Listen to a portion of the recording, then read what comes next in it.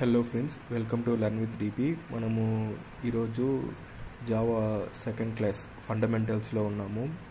Java కానీ Python కానీ ఏదైనా కోర్స్ నేర్చుకునే ముందు, అంటే ప్రోగ్రామింగ్ లాంగ్వేజ్ నేర్చుకునే ముందు దాని యొక్క ఫండమెంటల్స్ అనేది నేర్చుకోవాలా. ఆ ఫండమెంటల్స్ గురించి నేను ఈరోజు సెకండ్ క్లాస్లో మీ దగ్గర డిస్కస్ చేస్తున్నాను. ఈరోజు మనము సాఫ్ట్వేర్ డెవలప్మెంట్ ఫండమెంటల్స్ అనే టాపిక్ మీద కొంచెము డెప్త్గా వెళ్తాము. ఈరోజైతే మాకు ప్రాజెక్ట్ చేయాలని ఎలాగ చెప్పారు, స్టాటిక్ వెబ్ డిజైన్ చేయాలని చెప్పారు. అండ్ సాఫ్ట్వేర్ డెవలప్మెంట్ ఫండమెంటల్స్లో మనకి ఒక 3 స్టెప్స్ ఉంటుందన్నారు. ఇంపార్టెన్స్ ఆఫ్ ఫ్రంట్ ఎండ్, మన యొక్క జర్నీ అండ్ ఫండమెంటల్స్. ఇంపార్టెన్స్ వచ్చి హై డిమాండ్ ఉంటుంది. స్టార్టింగ్ మనకు 6 lakhs per annum వరకు శాలరీ వచ్చే ఛాన్సెస్ ఉంది. అమెజాన్, ఫ్లిప్కార్ట్లో అయితే మ్యాక్సిమం 32 lakhs per annum వరకు శాలరీ అయితే ఇస్తున్నారు అని చెప్పారు.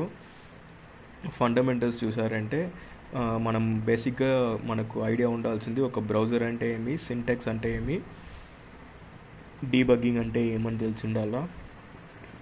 చూడండి, must know browser and your.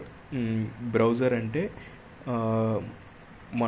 మన దగ్గర నుంచి రిక్వెస్ట్ తీసుకెళ్ళి సర్వర్ నుంచి రెస్పాన్స్ వచ్చేకి మధ్యలో మేజర్ రోల్ ప్లే అయ్యేది ఈ బ్రౌజర్ మాత్రమే.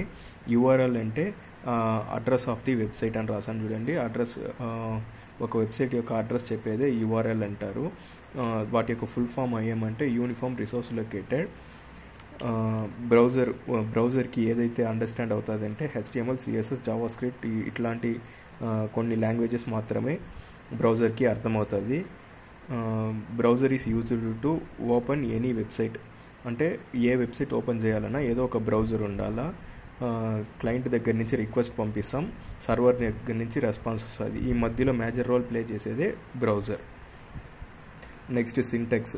సింటెక్స్ అంటే ఏమంటే రూల్స్ ఆఫ్ లాంగ్వేజ్. ఒక లాంగ్వేజ్కి రూల్స్ అనేది ఉంటుంది. ఆ రూల్స్నే సింటెక్స్ అంటారు.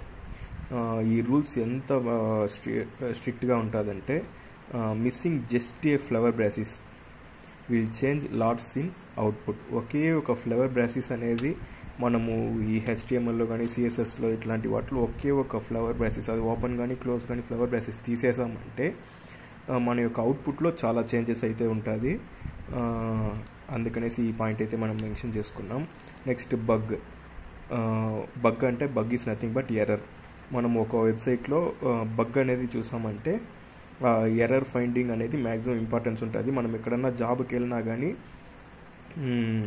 మనల్ని కొత్త వెబ్సైట్ అయితే క్రియేట్ చేయమన్నారు. మ్యాక్సిమం ఉండే వెబ్సైట్లోనే బగ్స్ క్లియర్ చేసుకుంటా అలా రన్ చేస్తూ ఉండాలి. ఆ బగ్స్ని ఎర్రర్స్ అంటారు. డీబగ్గింగ్, బగ్స్ని రెక్టిఫై చేస్తాం చూసారా, దాన్నే డీబగ్గింగ్ అంటారు. Debugging the error. నెక్స్ట్ చూసారంటే డీబగ్గింగ్ మనము ఎట్లా అనుకుంటే అట్లా చేయలేము. దానికి చెకింగ్ ప్రాసెస్ అనేది కొన్ని ఉంటుంది. HTML elements tag name, elements యొక్క ట్యాగ్ నేమ్స్ ఫస్ట్ చూడాలా. దాంట్లో ఏమైనా ఎర్రర్ ఉంటే దాన్ని రెక్టిఫై చేయాలా. సెకండ్ స్టెప్ వచ్చి elements closed properly are not. అంటే ప్రతి ఒక్క ఎలిమెంట్ సపరేట్గా క్లోజ్ అయిందా లేదా అని చూడాలా.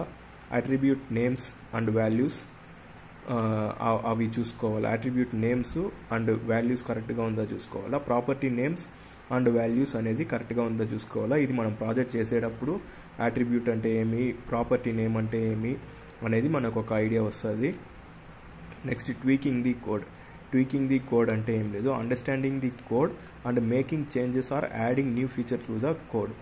ఇప్పుడు నేను చెప్పాను కదా, మనం ఏదైనా ఒక కంపెనీకి వెళ్ళామంటే ఆల్రెడీ ఉండే వెబ్సైట్లోనే ఏదైనా కొన్ని చేంజెస్ అనేది చేయమంటారు.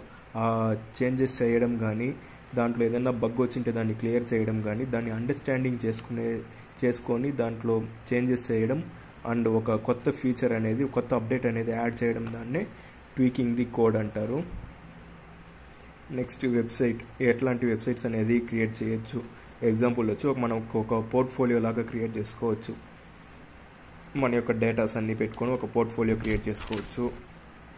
అలా ఒక వెబ్సైట్ క్రియేట్ చేసుకోవచ్చు. ఈకామర్స్ అప్లికేషన్స్ కోసం అమెజాన్, ఫ్లిప్కార్ట్ ఇట్లాంటి ecommerce websites. Music applications, Jio Saavn కానీ ఇలా గానా ఇట్లాంటి మ్యూజిక్ అప్లికేషన్స్ చేసుకోవచ్చు.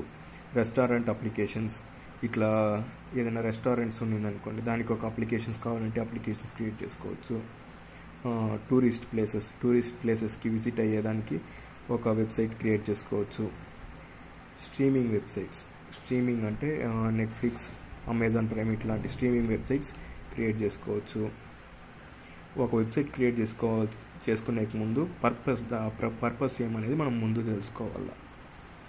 దీనికి కావాల్సిన టూల్స్ వచ్చి HTML, CSS, Amazon web services, S3 ఇట్లాంటి టూల్స్తో మనము ఫ్రంట్ ఎండ్ డెవలప్మెంట్ అనేది చేస్తాం.